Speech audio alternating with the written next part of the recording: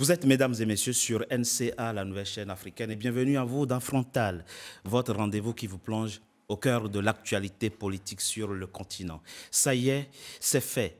Le Conseil constitutionnel ivoirien a proclamé ce mardi 4 novembre définitivement élu le président sortant Alassane Ouattara avec 89,77% des suffrages. Après sa prestation de serment, l'homme entamera son 4e mandat, soit le 2e mandat de la 3e République. C'est donc l'épilogue d'un processus électoral assez tendu qui aura tenu en haleine les Ivoiriens, mais pas seulement. Alors, quels sont les enseignements véritables de cette présidentielle houleuse qui vient de s'achever et surtout, quels sont les défis du nouveau quinquennat du président Alassane Ouattara?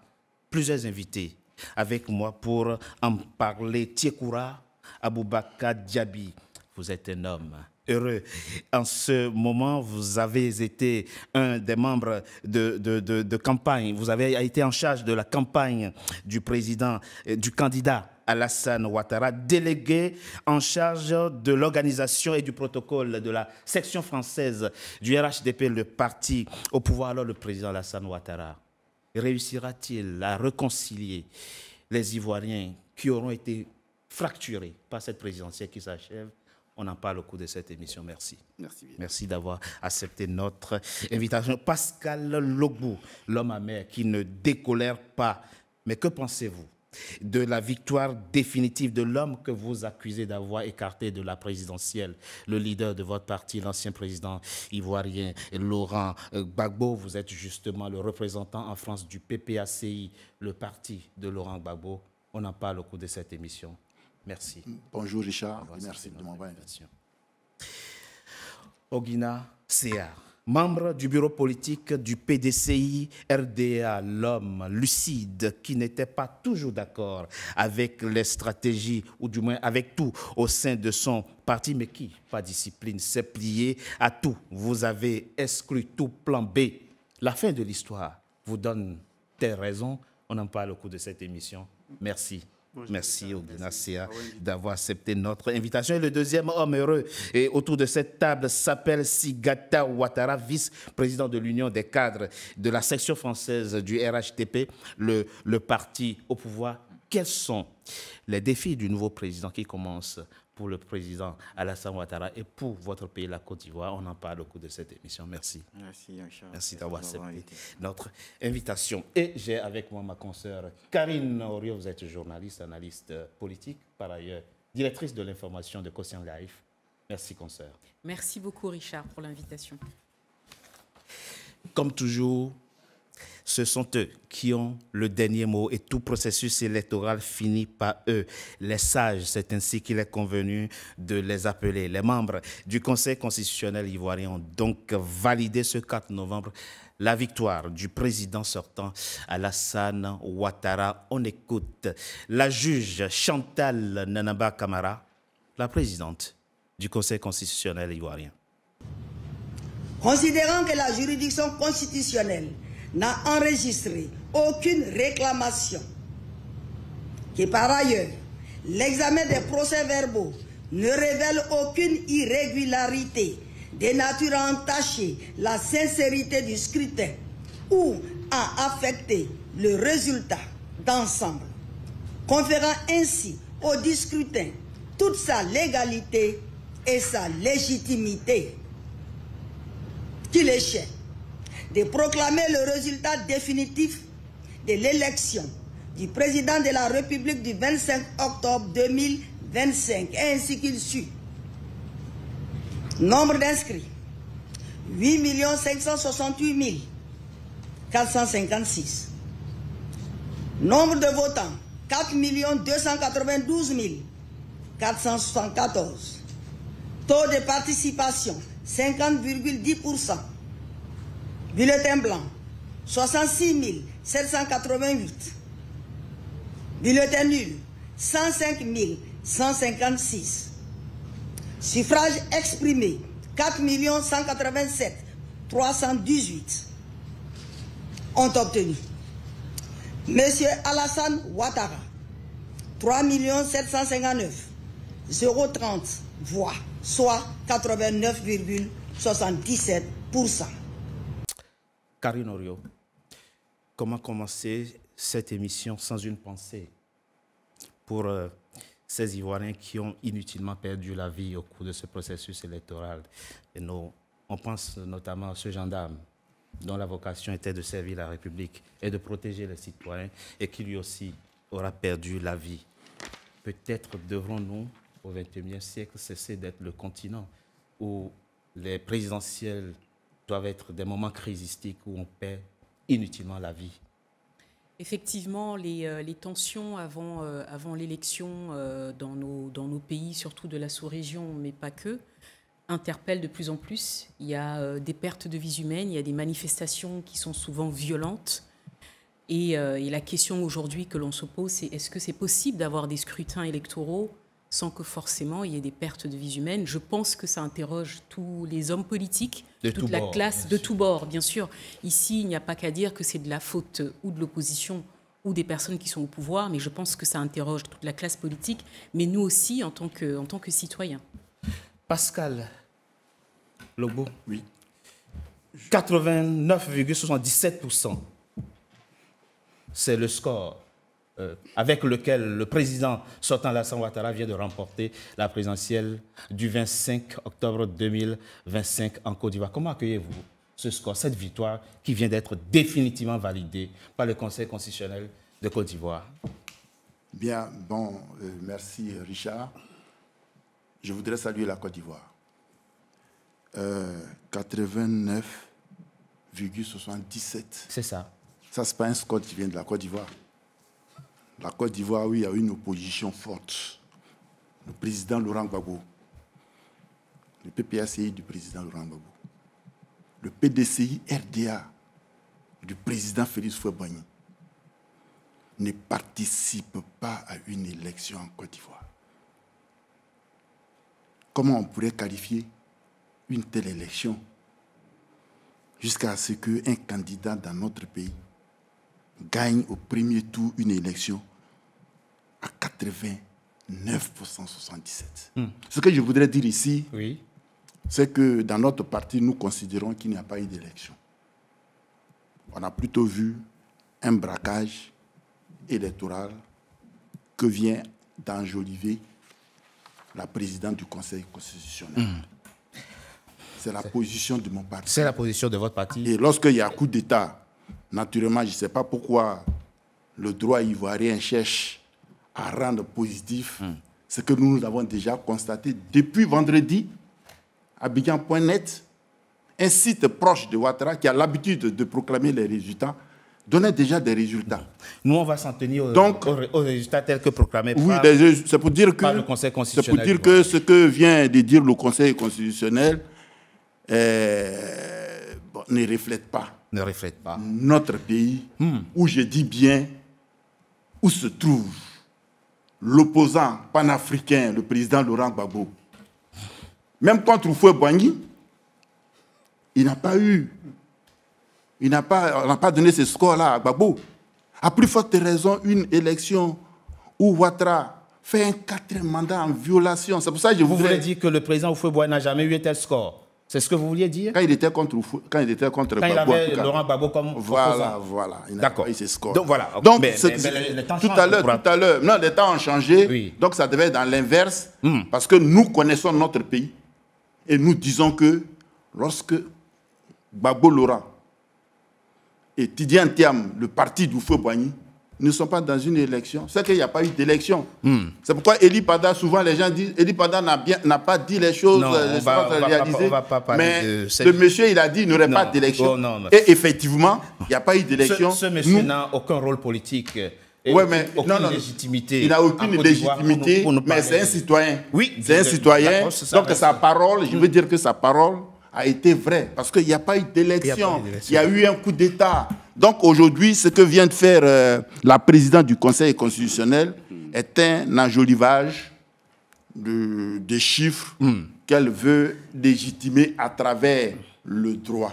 Merci. Donc Merci tout à l'heure, vous aviez parlé du deuxième mandat d'une certaine troisième on reviendra. On va revenir là-dessus. C'est pour dire que nous, on parle de quatrième mandat. Merci beaucoup. Monsieur Tiekoura Aboubakar Diaby, alors je l'ai dit, vous êtes un homme heureux. Sans surprise, le Conseil constitutionnel de Côte d'Ivoire a donc validé la victoire de votre candidat. Merci Richard, merci à la chaîne NCA de nous recevoir, mon jeune frère Sigata et moi, pour que nous parlions de l'élection de notre candidat Alassane Ouattara, le pas de sa réélection à la magistrature suprême de Côte d'Ivoire, élection qui aujourd'hui a été validée par le Conseil constitutionnel de façon officielle. C'est ça.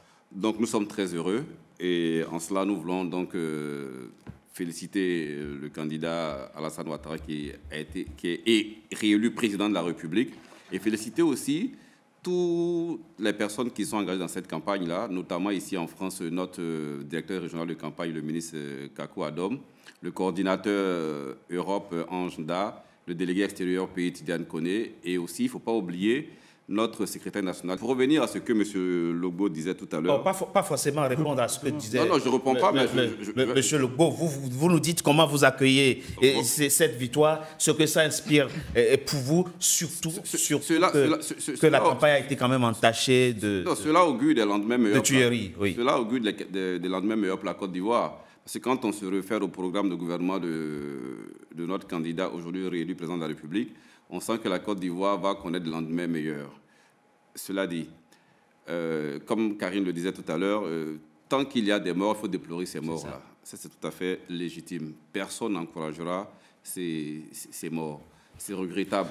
Ces personnes qui sont emprisonnées, ces personnes qui sont décédées, et personne, et jusqu'à preuve du contraire, on n'a pas vu encore un seul représentant des partis qui ont appelé au boycott actif de ces élections-là, rendre visite à ces personnes qui sont incarcérées. On n'a pas encore vu ces membres de ces partis politiques-là aller rendre visite aux membres des familles des personnes décédées pour leur porter ne serait-ce qu'un petit bout de pain. Donc, vous l'avez fait? On ne l'a pas fait, mais on le déplore. D'accord. Je ne sais pas, mais on le déplore parce qu'on n'a pas appelé à la manifestation. Ceux qui appellent à la manifestation, je comprends. C'est eux qui sont les responsables de ces faits-là. Enfin, vu comme ça, oui. C'est eux qui doivent prendre les devants de ces choses. Donc, franchement, je pense qu'il ne faut pas revenir en arrière sur des choses. C'est ça. Sinon, après, on peut faire des parallélismes. Quand quelqu'un est élu à 37%, et quand on lui dit qu'il est mal élu, il dit « je ne suis pas mal élu, je suis élu, point ». Ça, c'est Laurent Gbagbo qui le disait en 2000. Donc après, il ne faut pas venir refaire l'histoire. On connaît l'histoire de la Côte d'Ivoire, les récentes. Donc vous aussi, vous répondez, vous n'êtes pas mal élu, vous êtes élu, point. C'est ce que vous répondez On aussi. est élu dans la meilleure des formes possibles. Dans la meilleure des formes. Et ça ne change rien, à notre position. Merci. Ogina Sea, alors très rapidement, c'est vrai que dans deux précédentes émissions, vous, tout comme le PPACI, le représentant du PPACI qui est ici, vous aviez exclu tout plan B. Et vous avez donc finalement, on va dire ça comme ça, laissé le boulevard libre pour le candidat Alassane Ouattara. Est-ce qu'avec le recul, vous ne trouvez pas que finalement, sans le savoir et sans le vouloir, votre plan B était Alassane Ouattara? Comme M. Logbo l'a dit tout à l'heure, l'idée d'un plan B ou d'un plan A ne fait sens que lorsqu'on est dans une élection crédible et sérieuse. Là, ce qui s'est passé, ce n'est pas une élection. Même le candidat, le président sortant, ou qui est entrant maintenant, si on veut le dire, il n'a même pas fait plus de 5 villes ivoiriennes pour sa campagne. Et il a des équipes qui étaient déployées sur le terrain. Oui, on peut le dire ainsi. Sinon, on ne fera pas campagne non plus, hein, puisque tous les candidats ont toujours des équipes. Donc, ce qui s'est passé n'est pas du tout une élection, ce n'est pas l'aspiration populaire, ce n'est pas à ça que les Ivoiriens s'attendaient à 2025. Parce qu'en 2025, tout était réuni pour qu'on ait une élection apaisée, ouverte, où les gens allaient choisir leurs dirigeants de manière responsable et tout.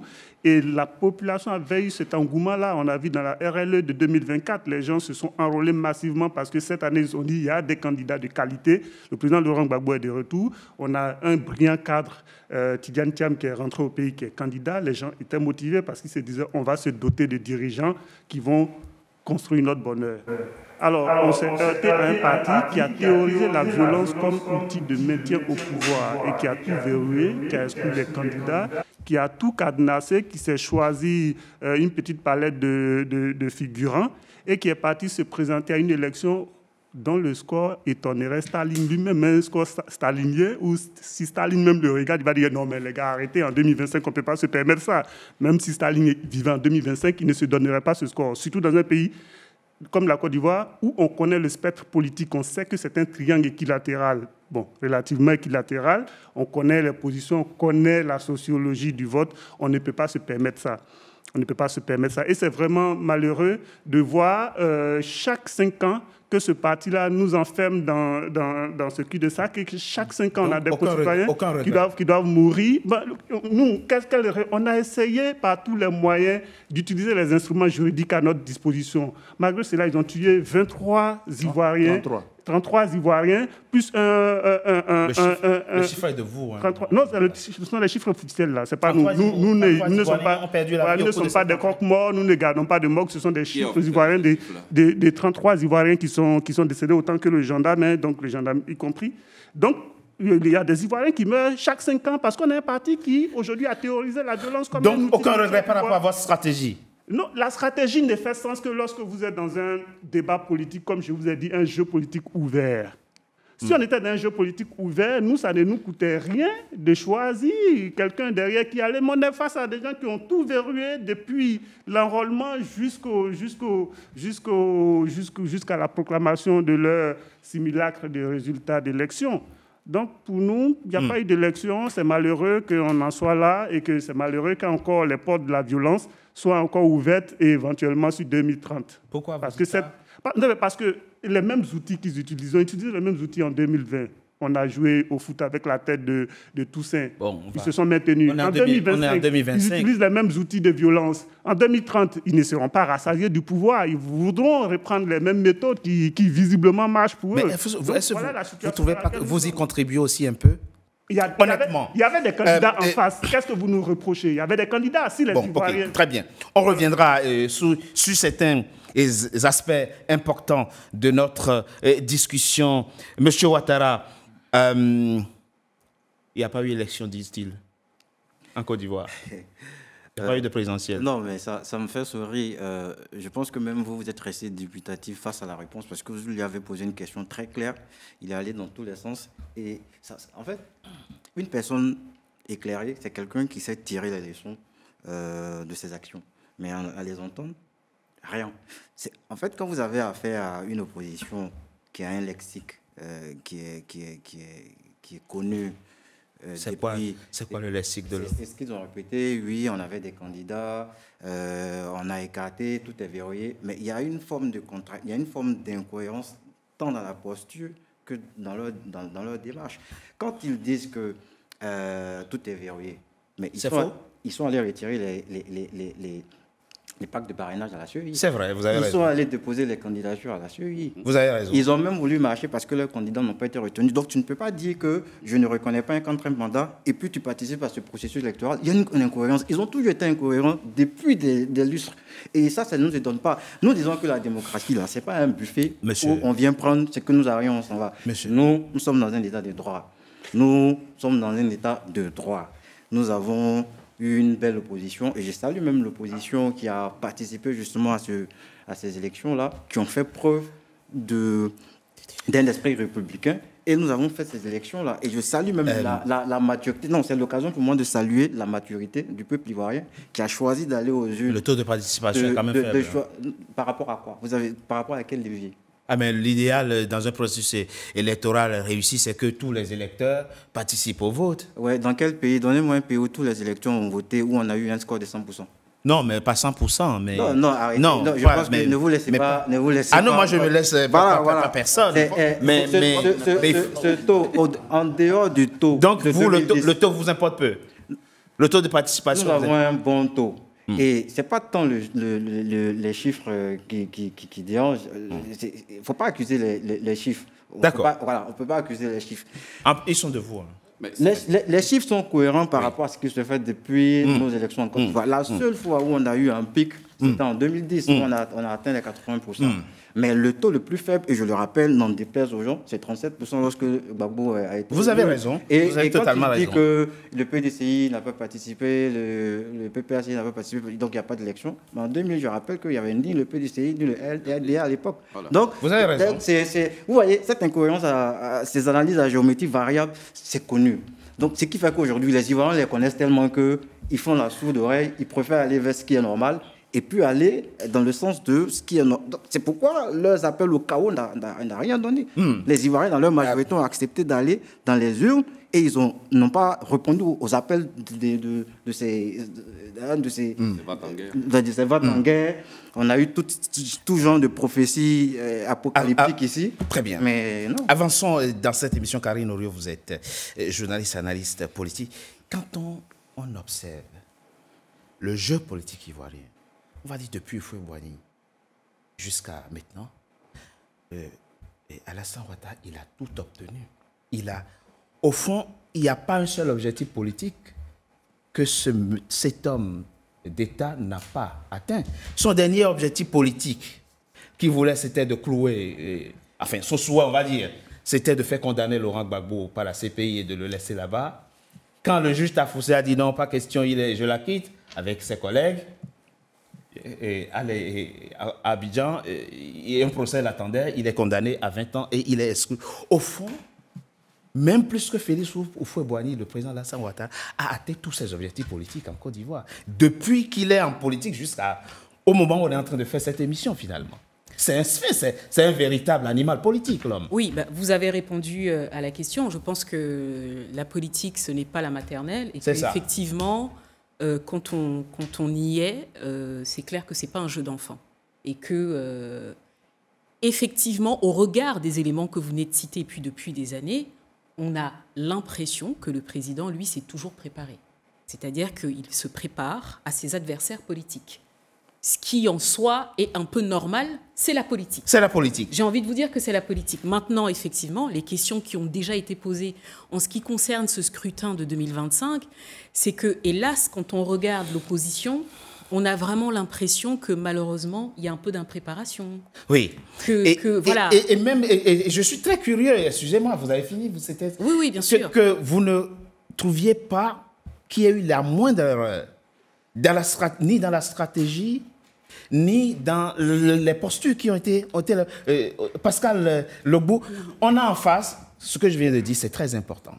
Le président Alassane Ouattara, ce monsieur, il a atteint tous ses objectifs. Alors, à chaque fois que les rapports de force ne sont pas en sa faveur, il sait faire usage de ruses. On l'a vu en 2014 avec Henri Konan Bédié, l'appel de Daoukro. On l'a vu après avec Guillaume Soro, où il lui a fait croire qu'il sera probablement son successeur, alors que ce n'est pas le cas. À chaque fois, ce monsieur a toujours trouvé le moyen de prendre le dessus. Est-ce qu'on peut avoir aujourd'hui l'humilité de le reconnaître? Et que vous aussi, vous vous êtes trompé de stratégie en excluant tout plan B? Peut-être auriez-vous pu gagner cette présidentielle en dégageant quelqu'un au sein, soit du PDCI ou bien au sein du PPACI? Je vais vous répondre. S'il vous plaît. Vous savez, quand on me dit M. Ouattara a tout gagné, le peuple de Côte d'Ivoire est un peuple doux. Le peuple de Côte d'Ivoire ne prend pas les armes, ne crée pas des rébellions. Il ne faut pas oublier ça. N'oubliez pas cela. Nous avons évolué toujours, même avec Houphouët-Boigny, dans un combat démocratique. Le président Laurent Gbagbo perd du multipartisme en Côte d'Ivoire et de la démocratie. C'est vrai. Oui. Ça aussi, c'est une vérité Quelqu'un historique. ne peut pas nous renier ça. On est d'accord. Donc, quand on lutte avec des règles démocratiques et qu'en face, on a des gens qui ne luttent qu'avec la violence. C'est pour ça qu'à chaque élection, il y a des morts. En 2010, dont il parle, mais il y a eu 3000 morts. Gbagbo a été envoyé à la CPI et acquitté. On recherche toujours dans le cas Ouattara les auteurs de ces morts-là. À côté de ça, en 2020, il y a des têtes qui ont été coupées en Côte d'Ivoire. Et là, il y a encore des morts. Et M. Diaby disait tout à l'heure que c'est ceux qui sont descendus dans la rue pour exprimer leurs droits de manifestation. Article 20 de notre Constitution, qui sont responsables des morts, non, c'est ceux qui ont tiré. Et ceux qui ont tiré, c'est le pouvoir d'en face qui a tiré. Et nous étions dans les rues. De quelle année? De 2025? 2025. C'est eux qui ont tué les gendarmes. Les 33 personnes. Les gendarmes, pour l'instant, ils ont voulu ouvrir une enquête. Pas de Attendez, s'il vous plaît. Il va vous répondre. Hein. Il va vous répondre, oui, mais je n'ai pas fini. D'accord, allez-y très rapidement, M. Logo.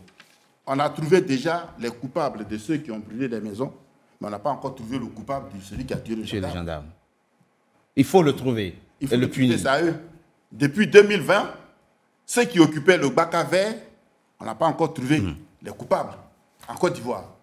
Donc c'est pour dire que lorsqu'on parle de M. Ouattara qui a tout gagné, oui, le peuple de Côte d'Ivoire n'est pas habitué, n'est pas formé à la violence politique. Donc la différence entre eux et vous, selon vous, C'est la violence. C'est la violence. C'est la violence. Nous, on s'est battu pour la démocratie et je voudrais corriger une chose quand il dit que personne n'est encore allé au chevet de ceux qui sont morts.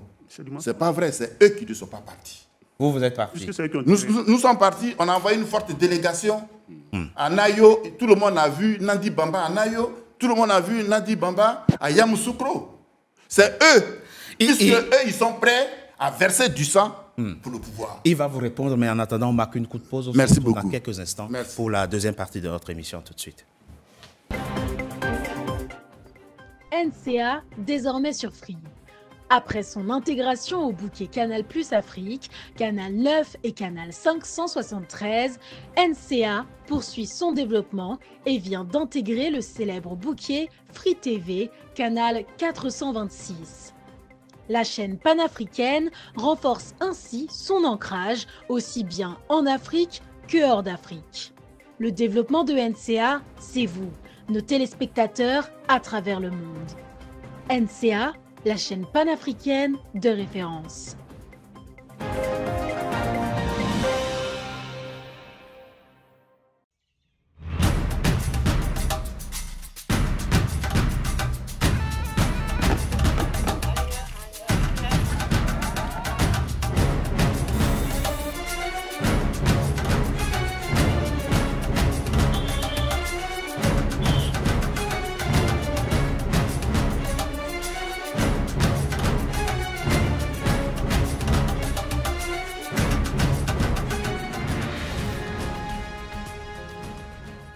NCA, la nouvelle chaîne africaine. NCA, the New African Channel. Deuxième partie de Frontal, votre rendez-vous politique, dont le numéro de ce jour est consacré à la Côte d'Ivoire, où le candidat Alassane Ouattara vient d'être définitivement proclamé réélu par le Conseil constitutionnel ivoirien avec 89,77% des suffrages. Tiekoura Aboubakar Diaby, vous vouliez répondre à Pascal Logbou, qui estimait que la différence entre l'opposition ivoirienne et le RHDP, c'est la violence. Qui serait de votre côté? Je voudrais que M. Logo n'ait pas la mémoire courte, qu'il ne soit pas amnésique.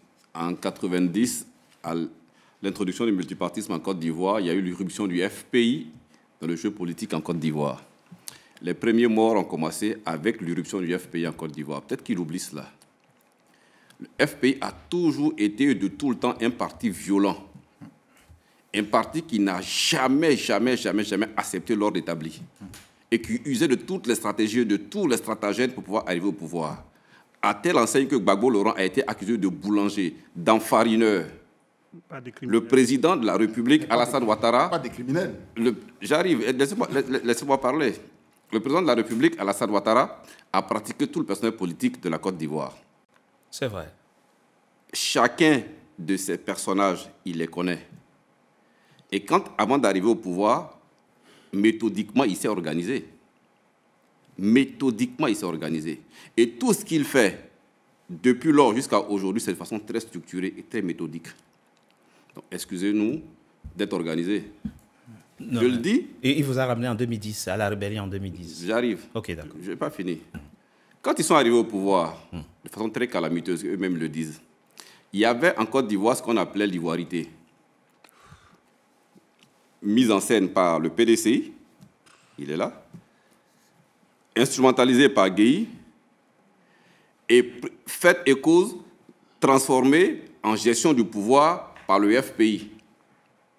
dans la Côte d'Ivoire de Laurent Gbagbo, les Ivoiriens étaient catégorisés, stigmatisés. Par quelle loi? Et c'est ce qui a été la base de tout ce qui a envoyé comme division entre les Ivoiriens. Et je voulais rappeler ce qu'il est en train de dire. Le président burkinabé d'alors, Blaise Compaoré, Oui. les militaires que le général Gueye appelait les jeunes gens, quand ils sont arrivés au Burkina, le président Blaise Compaoré appelait Laurent Gbagbo. Si je ne dis pas la vérité, qui me contredisent, pour lui dire que vous avez des jeunes soldats ici, chez moi, qui sont en train de s'entraîner. Qu'est-ce qu'il a dit? Je vois le dos du nageur. Je sais ce que je veux faire. On peut rentrer chez quelqu'un s'entraîner. Donc maintenant, qu'ils viennent dire que le président de la République a organisé une rébellion, mais quelle est la preuve tangible qu'il a pour dire que le président de la République a organisé une rébellion? Il n'y a aucune preuve. Donc ça suffit quand même, à un moment donné, il faut être assez responsable. En fait, on a l'impression que votre mindset est bloqué de 2000 à 2010. Même si on vous dit que vous avez gouverné le pays, là, à un moment donné, vous allez refuter votre gouvernance. Soyons sérieux. De un. Allez-y rapidement. Vous dites aussi que les manifestations qui ont lieu, le pouvoir est responsable de ces morts. Je dis non. Et jusqu'à preuve du contraire, aujourd'hui, on n'a pas encore le nombre exact de personnes décédées dans ces circonstances-là. Mais les manifestants ne se sont pas tués entre eux? Ça, c'est un naïo après. Et ça, il faut pouvoir trouver les causes profondes de naïo. Les causes profondes de naïo, il faut pouvoir les trouver. Maintenant, quand on vous dit, par un décret, pour dire que pendant une certaine période, les marches sont interdites, vous ne participez à aucune élection. Mais sur les réseaux sociaux, de façon directe ou indirecte, vous appelez les Ivoiriens à l'incivisme, au boycott actif. Et vous les poussez à aller dans la rue. Mais qu'est-ce que vous voulez que l'État fasse? Vous allez tuer? Non, il ne va pas tuer. C'est ce qui a été fait par les C'est incongru ce que vous dites. C'est incongru. Écoutez-moi, c'est incongru. C'est incongru. Parce que quand vous dites, même ici, il y a comment on appelle, il y a le maintien de l'ordre qui existe. On vous dit qu'une marche est interdite. Mais quand vous allez et que vous venez à une marche avec des armes, donc c'est normal aussi. C'est normal aussi qu'après la répression, je ne dis pas qu'on vous tue. Je ne dis pas qu'on vous tue. Vous n'avez pas de preuves, hein? Non, mais, je vais vous envoyer. Laissez-moi finir. Et mieux, si je fais finissez rapidement. Quand je fais un retour en arrière, on a des discours de Laurent Gbagbo. On ne va pas refaire. Non, c'est important, c'est important parce qu'il veut. Qu'est-ce qu'il a dit, Laurent Gbagbo? Il veut s'absoudre un certain nombre de choses que je ne suis pas d'accord. Laurent Gbagbo dit, il dit à la CRS de mater, de tuer comment on appelle. Si. Dans la vidéo, les opposants. Et après, elle vient envoyer 89 témoins. Est-ce que vous avez donné ces preuves-là que Laurent Gbagbo a demandé à la police nationale de tuer? Monsieur. N'allez pas instrumentaliser la CPI. Laissez la CPI en dehors de ces choses-là. On sait en Côte d'Ivoire qui est responsable de quoi. De façon très, très contemporaine, on le sait. Vous n'allez pas ici. Mais vous l'avez envoyé là-bas pour Alors, s'il vous plaît. La CPI n'a pas. Monsieur Logo, on va laisser au Guinée. Avec nos amis du RDS, si on ne régule pas la parole, les autres ne pourront pas en placer une. Ce que je veux dire, c'est qu'en Côte d'Ivoire, de 1960 jusqu'à 1990, il n'y a jamais eu de titre de séjour. C'est-à-dire que vous soyez étranger ou un national ivoirien, il n'y avait rien pour vous différencier. Vous savez qui a mis le premier titre de séjour en place? C'est le Premier ministre Alassane Ouattara. Finalement, ça fait quoi, finalement, au Gabon? Non, au Gabon, il y a des titres de séjour. Non, c'est le Premier ministre, c'est lui qui a commencé à stigmatiser les étrangers. Parce qu'avant, on ne les distinguait pas. Un national comme un étranger, il n'y avait pas de titre de séjour. D'accord. Donc la question de l'ivoirité, dites-vous, a été nourrie et alimentée par eux. Très bien. D'accord. Maintenant, pour revenir, ça n'existait pas. Pour revenir. Mais ça n'existait pas, l'ivoirité. S'il vous plaît. Allez-y, monsieur CA. C'est comme ça. Ça, c'est la violence verbale. Allez-y. Mais si on était en Côte d'Ivoire, elle serait très vite passée à la violence physique. Et ça, nous sommes habitués à ça avec eux aujourd'hui parce qu'ils ont théorisé la chose. Chaque 5 ans, ils vont tuer des Ivoiriens et puis l'affaire est pliée et ils rempilent en fait. Et ça aura ses limites. Donc, ce que je veux dire, c'est qu'on a l'impression que les gens, ils vivent dans un monde parallèle. Et pour eux, ce qui compte, c'est juste la conservation du pouvoir.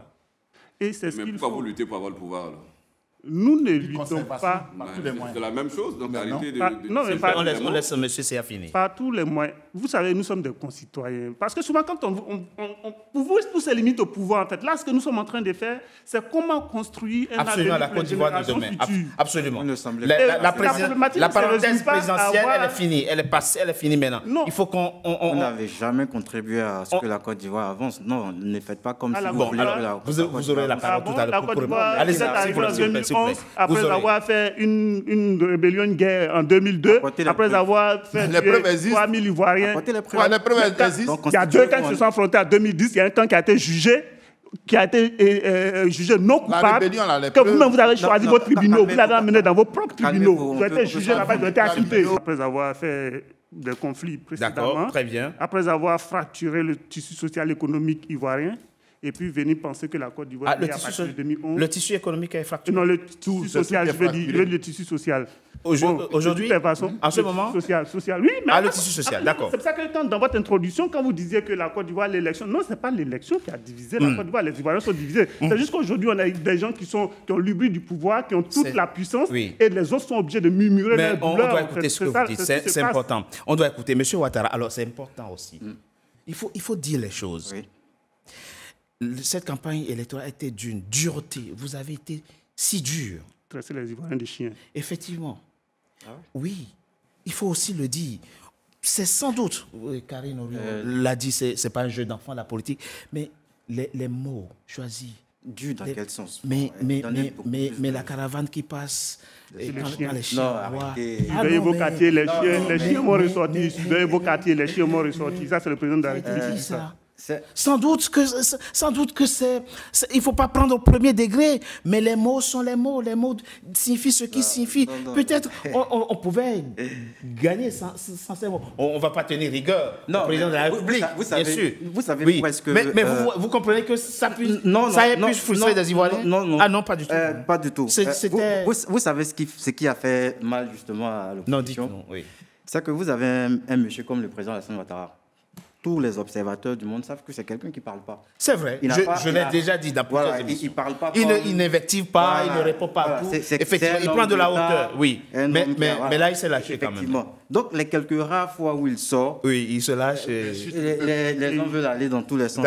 Tout le monde sait que ce proverbe est un proverbe d'origine arabe qui est connu dans le monde oriental. Et ça veut juste dire, et ça, j'ai fait des recherches. Allez-y. Cette expression signifie que les critiques, les oppositions ou les railleries n'empêchent pas d'avancer. Elle est utilisée pour illustrer la détermination ou l'indifférence face au jugement extérieur. Et le commentaire qui suit, surveillez vos quartiers, les chiens vont ressortir. Ça aussi, ça fait partie de l'expression. Parce qu'à un moment donné... Non, je lui donne... Il n'a pas besoin. Nous restons concentrés sur la stratégie dans la campagne, avançons. Parce que mais vous n'êtes pas le succès du RHDP, et la dame l'a si bien relevé, est la résultante d'un travail sérieux. Nous ne faisons rien au hasard. Ça aussi, c'est vrai. Il y a longtemps que nous travaillons sur les élections, il y a longtemps que... Même les législatives, là, on ne va pas se lever... Nous travaillons depuis longtemps. Quand vous avez en face une opposition qui passe tout son temps à boycotter des processus, qui font beaucoup plus de bruit sur les réseaux sociaux, c'est triste. Ce n'est pas la faute à nous. On est totalement d'accord. Voilà. Vous n'êtes pas responsable de leur stratégie à eux. On est totalement d'accord. Avançons dans ce débat. Et chers invités, je viens à vous tout à l'heure, Karine Orio. Le président, peu importe ce que vous dites de sa réélection, il est élu. La Côte d'Ivoire a désormais un président pour les 5 ans qui viennent. Ça, je ne vois pas autre possibilité de nommer la chose. Il y a un président qui est là, il va prêter serment dans quelques petites semaines, probablement début décembre, et il sera le président de tous les Ivoiriens. Voilà. La question c'est, est-ce que vous maintenez la même stratégie de boycott ou bien vous participerez aux élections législatives, puisque vous avez maintenant jusqu'au 12 novembre, si j'ai une bonne mémoire, pour déposer vos dossiers afin qu'il y ait à l'Assemblée nationale des représentants de toutes les composantes socio-professionnelles et confessionnelles dans l'hémicycle. Est-ce qu'on laisse de côté, on oublie les stratégies, les vieilles stratégies d'octobre 2025 pour avancer et pour aller aux législatives? Je vais vous répondre. S'il vous plaît. Un citoyen qui a fait un plaquage pour s'installer au pouvoir en s'appuyant sur un certain droit n'a pas de mandat. Voilà. Parce que le mandat, il s'obtient par le peuple. Lorsqu'on marche sur le peuple pour arriver au palais, on n'a pas de mandat. C'est un coup d'État. Ce que je voudrais dire, s'il vous plaît, c'est que les élections législatives sont un droit pour les partis politiques. Pas l'élection présidentielle. Voilà. C'est un droit, je le disais tantôt, les élections législatives sont un droit des partis politiques. Nous n'avons pas boycotté d'élections présidentielles. De façon injuste en Côte d'Ivoire, les candidats du PDCI... Mais refuser tout plan B était une sorte de boycott. Non, non, non. Non, c'était c'est les partis politiques qui décident de avec qui ils veulent aller au pouvoir aux élections. Donc le plan B... Mais vous n'avez pas fait un congrès? On a fait des congrès... Pour dire qu'il n'y aura pas de candidats. On a fait des congrès, on a fait des conventions et nous avons choisi des candidats. Mais ce que je voudrais dire sur ce point-là, j'ai dit que nous n'avons pas boycotté les présidentielles, mais Ouattara, qui n'avait même pas le droit d'être candidat, s'il vous plaît. D'accord. Monsieur Diaby, soyons sérieux, on est sur un plateau pour parler aux Ivoiriens. Donc, vous n'avez pas la parole, s'il vous plaît, permettez qu'on parle aux Ivoiriens. C'est de ça qu'il s'agit, ça c'est le même désordre. Donc, ce que je voudrais dire, j'ai dit que en Côte d'Ivoire, les gens pourraient penser qu'on a boycotté les présidentielles. Non. Okay. Aucune élection n'a été boycottée. Mais ils ont tout simplement recalé nos candidats pour se positionner, eux, qui n'avaient pas droit. Parce que Ouattara n'a pas droit à un 4e mandat. D'accord.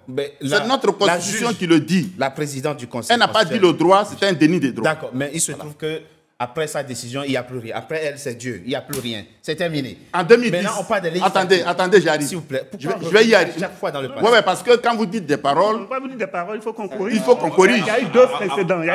Il y a eu déjà 2 précédents. En 2010, un conseil constitutionnel avait parlé en Côte d'Ivoire et il y avait eu déjà une investiture. C'est vrai. PPACI Donc, sera le PPACI, présent. pour nous sommes dans la logique démocratique. D'accord. Nous sommes dans une logique démocratique parce que dans une république, les pouvoirs sont séparés en démocratie. Vous voyez, il y a des républiques où on organise les législatives avant les présidentielles. Oui. Il y en a d'autres où on les organise de façon concomitante. Oui. Mais là, en Côte d'Ivoire, on a choisi d'organiser les présidentielles avant les législatives. Non. C'est des pouvoirs différents. Donc, même en France, c'est comme ça. Voilà. Donc aujourd'hui, que les gens ne se pressent pas à dire, comme ils ont boycotté, et on n'a d'ailleurs pas boycotté, d'accord. Ouattara, pour avoir un 4e mandat anticonstitutionnel, a éliminé les autres candidats pour se positionner. Donc, les législatives, nous allons... Il reste 8 jours, là. On est le 4 novembre aujourd'hui. On n'est pas pressé. Ici, mais il y a un calendrier à respecter. S'il y a 8 jours, on va se prononcer. Mais c'est pour vous dire que nous sommes des démocrates, donc on respecte le calendrier démocratique. C'est eux qui sont dans la violence. Bon, je ne sais pas trop ce que ça veut dire, mais j'essaye d'interpréter. Ça veut dire que vous serez probablement présent. On est inscrit dans le calendrier démocratique. C'est très clair pour moi. Pour moi, ce qu'il dit est clair, en fait. Aucune personne n'a jusqu'ici boycotté une élection. Donc pourquoi poser la question même pour les législatives? Nous continuons de nous soumettre au jeu démocratique, de nous présenter. Maintenant, comme ils ont leurs instruments et avec la même violence, ils décident de nous exclure tous nos députés. Bon, on suppose que ils sont toujours dans leur logique, qui n'est pas la nôtre. Et puis, ce qu'il faut dire au-delà de ce qu'on est en train de dire, c'est que les législatives, ce n'est pas la même chose que les présidentielles. On est d'accord. Les législatives, c'est une question locale où des individus d'une certaine zone décident de donner leur voix à un de leurs fils, généralement. Pas forcément. Généralement. Oui, généralement, bien sûr. Qui va défendre, porter leur voix au niveau national. Bien sûr. Donc, un parti, les présidents de partis, je pense que leurs pouvoirs sont limités quant à la décision d'un parti d'y aller ou de ne pas y aller. Parce que si vous y allez, les populations locales peuvent dire, notre fils, il faut laisser, parce que le parti n'est pas... C'est une belle analyse. Voilà, c'est un véhicule politique. Ce n'est pas le parti qui va imposer, chez eux, c'est comme une secte, donc le parti impose tout. Mais les parents peuvent dire, notre fils, nous, on veut que tu portes notre voix, il va y aller en tant qu'indépendant et il va rapporter le mandat. Vous investissez aussi des candidats aux législatives. Donc, oui, le parti identifie justifie dans telle zone, on voit que tel fils, il a l'approbation des populations de cette zone. Nous, on décide de dire, bah, vas-y, parmi nos cadres, on pense que tu es bien pour réussir là. Donc, il n'y a pas de sujet. Et ce débat-là, en fait, les gens d'en face insistent là-dessus parce que pour eux, aller aux législatives sous-entend qu'on accepte le braquage qu'ils ont fait au présidentiel. Ce qui est tout à fait faux. Nous maintenons notre ligne et nous continuons d'utiliser tous les instruments démocratiques pour nous opposer au coup d'État qui a été fait par le président. Parce que génériquement, institutionnellement, l'Assemblée nationale contrôle l'action gouvernementale, entre autres. Oui, hein? Ça contrôle aussi les braquages, oui. Bon, donc, si vous êtes à l'Assemblée nationale, c'est que vous acceptez le principe qu'il y a un exécutif. Oui, un braqueur avec qui on sera plus regardant. Non, monsieur Céa. Bon, alors on s'est compris. Très bien. Moi, je voudrais dire quelque chose. Non, pas bien. Vous êtes deux sur la table. S'il vous plaît. Vous êtes deux. Karine Orio. Vous êtes deux à parler au nom du RADP. S'il vous plaît, on avance dans cette émission. Vous défendez les mêmes. Non, pas du tout. Karine Orio, là, il semble percevoir le piège parce que s'ils refont le même coup qu'ils ont fait le 25 octobre, les autres seront sans pitié. Ils vont rafler tous les sièges.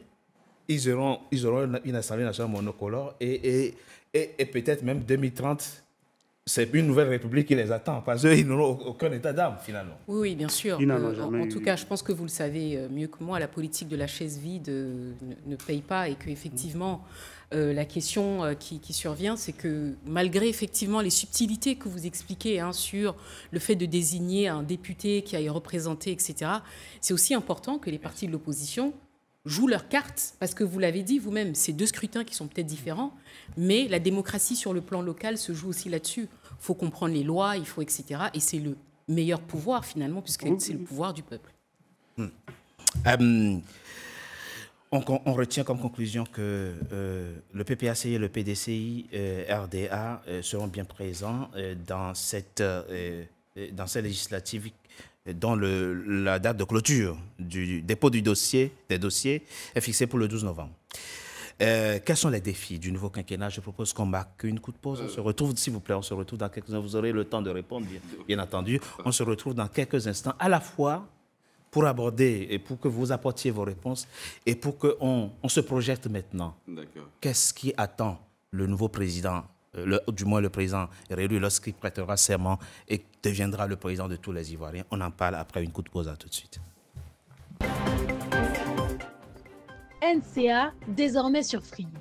Après son intégration au bouquet Canal+ Afrique, Canal 9 et Canal 573, NCA poursuit son développement et vient d'intégrer le célèbre bouquet Free TV, Canal 426. La chaîne panafricaine renforce ainsi son ancrage aussi bien en Afrique que hors d'Afrique. Le développement de NCA, c'est vous, nos téléspectateurs à travers le monde. NCA, la chaîne panafricaine de référence.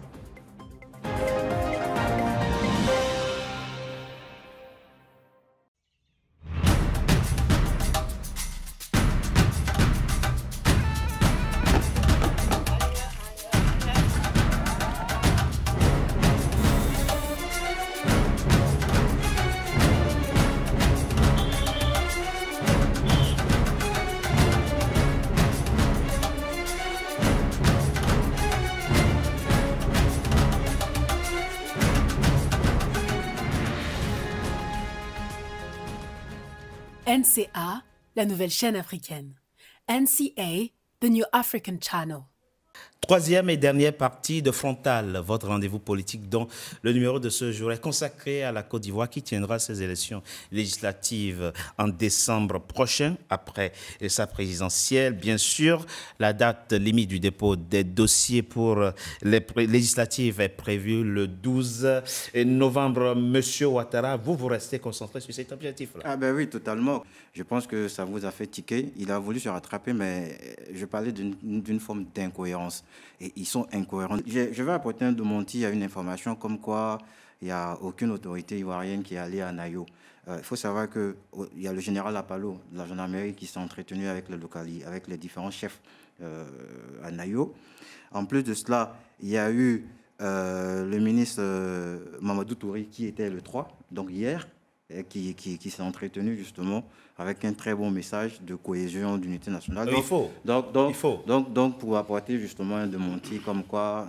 Et aussi, il y a le corps préfectoral aussi, effectivement, qui est impliqué en fait dans la gestion de cette crise-là.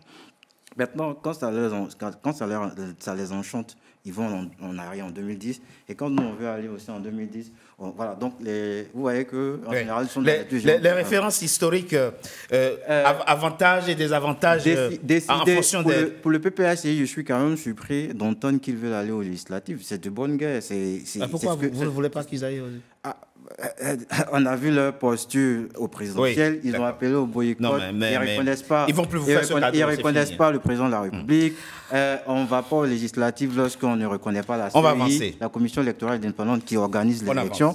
On ne va pas à une élection lorsqu'on ne reconnaît pas la liste électorale. Donc, il y a une forme d'incohérence. Soit on est dans une démarche démocratique, comme il le dit. Vous souhaitez qu'ils soient encore absents? Non, on veut qu'ils viennent justement pour qu'on ait ce jeu démocratique. Mais je veux faire relever cette incohérence. Vous dites à un moment donné, il ne faut pas prendre les Ivoiriens pour des idiots. Soit vous êtes démocratique ou pas. Maintenant, vous avez parlé des défis où on répond à... Oui, allez-y. Alors, donc, concernant les défis aujourd'hui, les Ivoiriens, dans leur majorité, ont décidé que le président Alassane Ouattara continue le beau travail qu'il a commencé. Et il y a des chantiers prioritaires sur lesquels on va commencer en fait ce quinquennat. Et l'ex-premier ministre Patrick Hachi, qui a fait une masterclass lorsqu'il recevait le patronat ivoirien, a décliné justement les priorités de l'État dans ces 5 ans. Donc déjà, il y a 2 fondations qui sont sine qua non pour la mise en place de ces stratégies. Déjà, la bonne gouvernance et l'administration publique performante, parce que c'est un chantier sur lequel le gouvernement veut se pencher, sur la question de la bonne gouvernance, et puis introduire justement le numérique dans l'administration publique, justement à l'effet. Deuxième et la deuxième fondation, aucun pays dans le monde ne peut parler même de croissance s'il n'y a pas de paix, de sécurité, de stabilité. Nous avons eu 15 années de paix et de stabilité, la raison pour laquelle nous avons cette croissance-là et l'intérêt justement aux investisseurs étrangers. Et les stratégies qui vont découler de ces 2 fondations, en un, nous avons le capital humain. Parce qu'aujourd'hui, l'idée, un capital humain de qualité, donc c'est de former, développer les talents et puis créer des emplois décents. Parce que nous sommes aujourd'hui dans une phase d'industrialisation. Nous avons commencé déjà, parce que vous avez l'usine Transcao qui produit la transformation des fèves de cacao, 300 000 tonnes. Donc aujourd'hui, quand vous arrivez sur le marché ivoirien, c'est inondé de poudre de cacao et de beurre de cacao. Les Ivoiriens, ils veulent se soigner. Ils veulent manger sans se ruiner. Non, mais ça, sur ce plan, ils veulent se déplacer sans... Non, mais sur ce plan, il n'y a pas photo. La cherté de la vie, le courant. Ils veulent que ça ne bouffe pas, si je peux m'exprimer de façon aussi triviale, leur budget mensuel. Ils veulent pouvoir se loger sans se ruiner. C'est ça. Ah ben oui. Le numérique... Non, mais je n'ai pas fini. Ah, mais moi, je pensais qu'il fallait commencer. Je ne sais pas si vous avez déjà reçu les membres du RHDP ici pour... Vous voyez, je ne sais pas si vous avez déjà vu le bilan du président Alassane Ouattara. Ah, le bilan, moi-même. Ben voilà, justement, parce que quand vous parlez d'hôpitaux, quand vous parlez d'écoles, il n'y a jamais eu plus d'infrastructures dans les hôpitaux, dans les écoles, que sur la gouvernance. Ah non, mais vous avez fait des avancées incontestables. Voilà, on est d'accord. Donc, sur ce plan, quand vous parlez du transport, aujourd'hui, quand Laurent Gbagbo dit qu'il ne sait pas à quoi servent des ponts, je suis un peu peiné pour un ex-chef d'État. Les infrastructures routières, pour améliorer le transport. On reviendra tout à l'heure sur les priorités. Vous avez de gros chantiers sur le transport. Non, je réponds. Bien sûr, mais voilà. Non. Et quand vous parlez de les Ivoiriens doivent manger, le déblocage des salaires, ce soit à Alassane Ouattara, ça s'est fait. L'augmentation des salaires, ce soit à Alassane Ouattara, ça s'est fait. Et il y a eu les Ivoiriens ne sont pas tous fonctionnaires. Ah non, mais même dans le privé. Il faut avancer. Il faut avancer et l'élément, la question de la gouvernance. Notamment démocratique qu'il a évoqué. J'ai pas fini. Je sais. Monsieur Ouattara, en reprenant Patrick Hachi, l'ancien Premier ministre, c'est une question centrale. Les amis, excusez-moi de vous déplaire. Excusez-moi. Je pose toutes sortes de questions, moi, dans mon émission. Non, votre question il est intéressante. J'ai bien envie de dire un mot là-dessus. Attendez. Vous reprochez un déficit démocratique à ceux qui sont en face. Mais est-ce que c'est démocratique que quelqu'un dise, moi, dans mon parti, c'est moi qui serai candidat, pas moi, il n'y a plus personne, et on n'ira pas aux élections? Ça, c'est démocratique aussi? Excusez-moi, pardon? Personne n'a dit ça. Non. Et puis même si quelqu'un... Non, attendez, si vous n'êtes pas allé... Excusez-moi, Ça aussi, il faut le dire. RDA, si Tidjane Thiam l'avait dit et que ce n'était pas l'aspiration de la majorité de nos militants. Est-ce qu'il y a eu un congrès où les militants, tous les militants du PDCI, RDA ont décidé qu'à part Tidjane Thiam, il y aura... On a eu 2 congrès. On a fait un congrès. S'il vous plaît. Non. Est-ce que la question était posée? Pardon? Est-ce que la question était posée? La question du... Est-ce que vous êtes d'accord qu'à part Tidjane Thiam, il n'y aura aucun autre candidat? Mais c'est ce que je vous explique dans nos textes. Nos textes disent, je vous explique comment nos textes marchent. Dans nos textes, il y a 2 personnes qui peuvent décider de convoquer le collège électoral qui prend ce genre de décisions. D'accord. Il y a soit le président, qui est une institution entière dans le PDCI, il y a soit le bureau politique.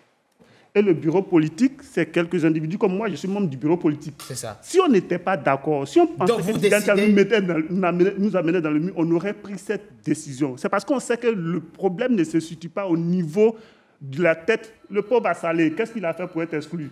Donc, quand on nous parle de plan B, on allait prendre un plan B qui allait mettre ces gens-là en danger, ils allaient l'exclure. C'est parce que vous pensez qu'à l'avance, le processus était confisqué. Il est confisqué. Depuis le début, ils ont commencé par la RLE. La loi dit que chaque année, il faut enrôler les gens pour que les nouveaux majeurs... Maintenant, il n'y aura pas de RRE avant les législatives. Il n'y aura même pas en 2025. D'accord, mais vous allez quand même aux législatives. Non, nous, on va aux législatives parce que c'est compliqué, la politique. Maintenant, le défi dont vous parlez pour le nouveau mandat. Moi, tout ce que je demande au président Ouattara, c'est de chercher pour une fois à être le président de tous les Ivoiriens. C'est vrai, ça c'est vrai.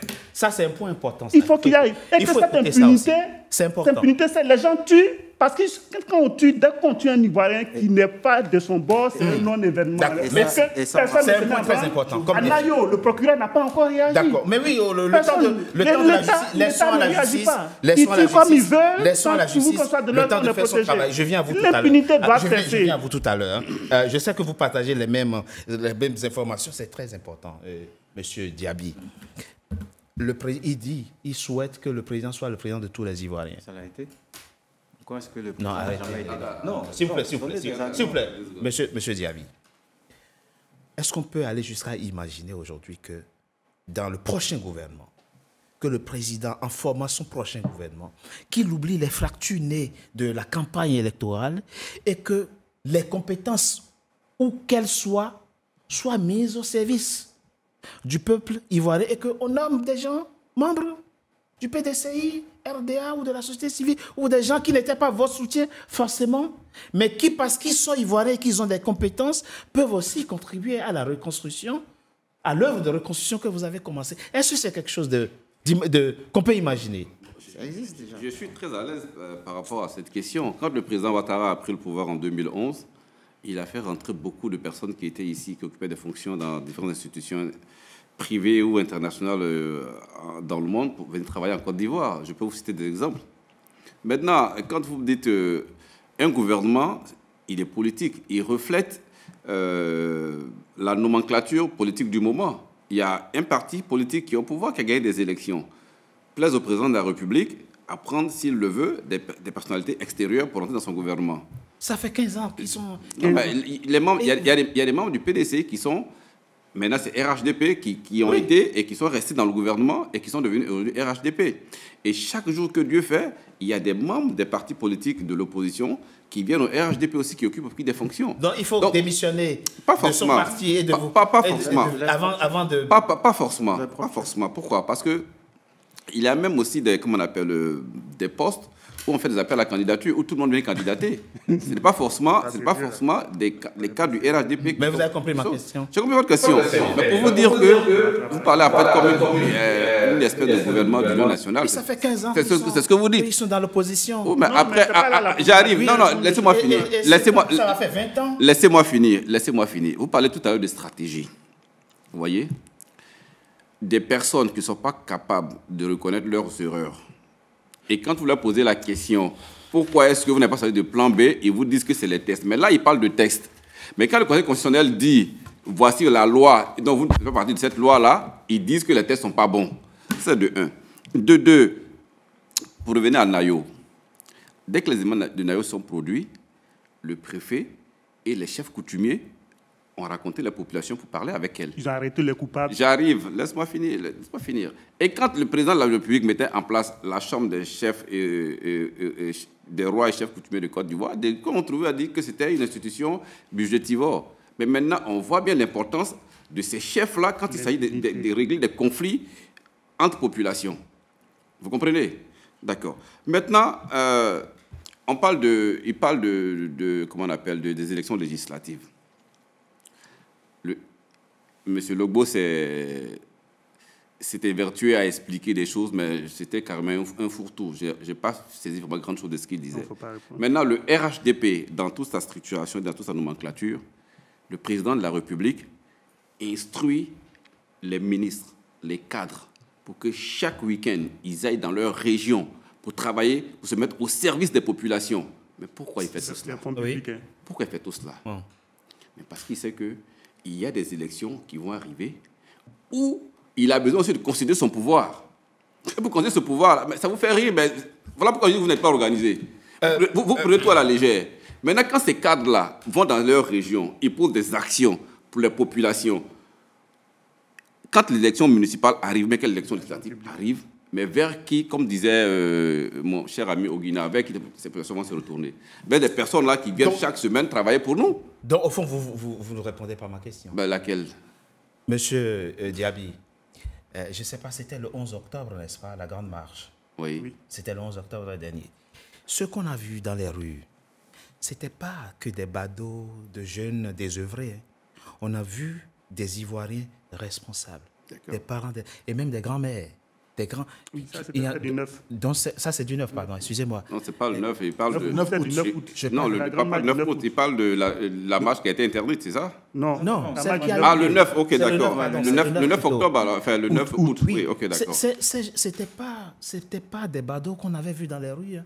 On a vu des Ivoiriens responsables qui réclamaient une chose, l'inclusion. Et ça, on ne peut pas rester sourd à ça. C'est pour ça que je vous posais la question. Je vous réponds. Est-ce que vous avez pris la mesure de ça? Je vous réponds. Pour mener, comment on appelle, ce genre de manifestation, vous allez comprendre pourquoi, il aurait fallu qu'il y ait d'abord une autorisation. Et l'autorisation étant donnée, la manifestation a été comment on appelle, encadrée comme il se devait. Oui. Ça a permis à toute la population, bien sûr, tout le monde proche du PPAC ou du c'est ça, et ils étaient nombreux. Parler. C'est de bonne guerre. Bien sûr. Si le RHDP aussi veut organiser une manifestation, j'arrive, parce qu'il faut faire le parallélisme ici. D'accord. Si le RHDP aussi veut organiser une manifestation, il y aura aussi... Mais vous êtes déjà au pouvoir. Le même jour, non, vous êtes déjà au pouvoir. Non, ce n'est pas les mêmes enjeux. Oui, ce n'est pas les mêmes enjeux. Mais maintenant, ce que vous demandez, et je vous ai déjà répondu, peut-être que vous n'avez pas fait attention, que former un gouvernement d'union nationale, peut-être qu'il y a une crise dans le pays. Mais on ne voit pas la crise. Il n'y a pas de crise. Il n'y a pas de crise. Donc, c'est parti pour 5 ans. Donc, maintenant, si le président de la République décide que je veux mettre telle ou telle personnalité, c'est à lui de décider. Maintenant, est-ce que si on prend une personnalité du PDC, du PPAC pour mettre dans le gouvernement, qu'est-ce que dirait leur parti politique? Déjà ça dépend si c'est dans le cadre d'un dialogue national de réconciliation. Parce que vous êtes il ne peut pas avoir de dialogue de réconciliation, puisqu'on estime qu'il n'y a pas de crise. Bon, voilà, c'est ça. Voilà, pour avoir un dialogue de réconciliation, il faut qu'il y ait une crise. Voilà, il n'y en a pas. Et c'est la fin, malheureusement, de cette émission. Allez-y très rapidement, monsieur Legault, votre mot de la fin. Merci beaucoup. Lorsqu'on donne un ministre de la République le rôle des partis dans sa région pour participer au développement, je veux vous dire qu'avec le rattrapage ethnique, ce n'est pas dans toutes les régions qu'il y a un ministre. Aussi, le RDR parle d'incohérence, parce que nous disons qu'il faut respecter le schéma démocratique en partant aux législatives. Et ils trouvent ça incohérent.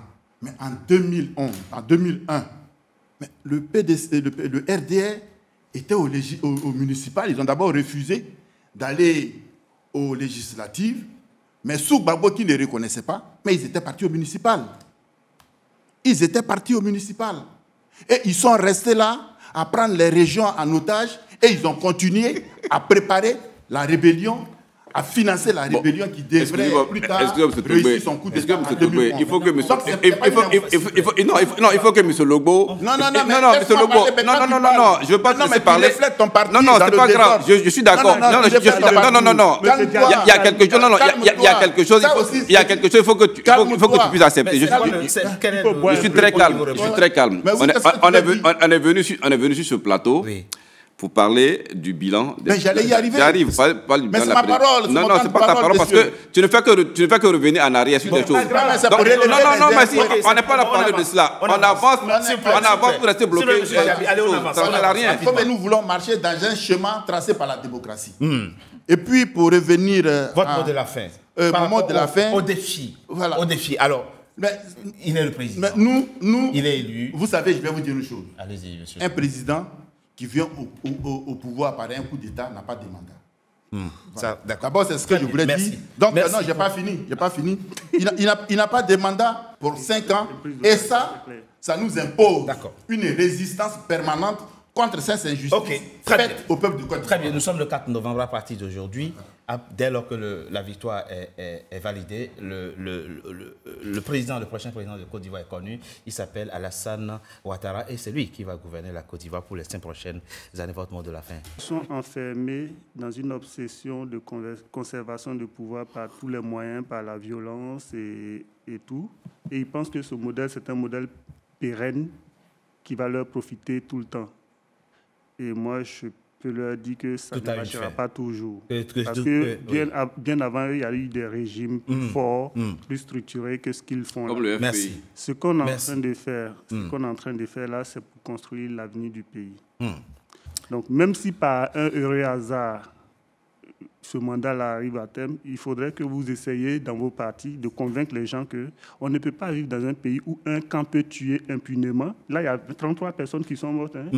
Aucune arrestation. On laisse la justice. Merci pour votre mot de la fin. Alors, sécurité, vous avez dit, c'est vrai que vous avez fait d'énormes efforts ces 15 dernières années pour sécuriser votre pays, la Côte d'Ivoire, qui reste épargné par le terrorisme, ce mal qui gangrène et la sous-région. C'est vrai que les autorités militaires de votre pays ont réussi à sécuriser ce pays. Donc, vous l'avez dit en énumérant les priorités, sécurisation, paix et sécurité. Et puis, le premier, c'est rendre l'administration ivoirienne plus efficace au service des Ivoiriens. Et nous avons évoqué la question de la cherté de la vie. J'imagine que ça fait partie des priorités aussi.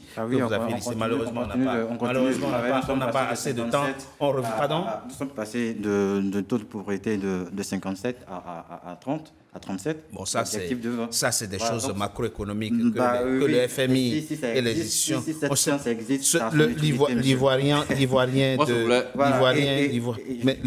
en revanche, je vois que vous venez de passer, et c'est très important aussi de le souligner, que la Côte d'Ivoire va avoir un budget de 17 350 milliards de francs CFA pour le budget 2026.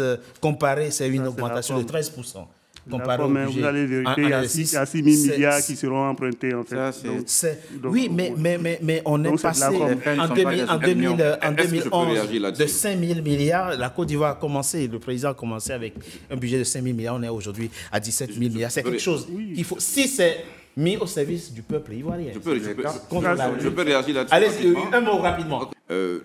L'augmentation du budget répond au développement du pays, au développement de l'économie du pays. Et quand on prend de 2011 jusqu'à 2025, tous les progrès réalisés par la Côte d'Ivoire, on voit que ça se compense avec le budget de la Côte d'Ivoire. Mais comme on a dit, développement, vous avez parlé de l'IDH, n'est-ce pas? L'indice du développement humain. Le développement humain, c'est pouvoir se soigner sans se ruiner. On peut comprendre les frustrations. Nous ne sommes pas frustrés.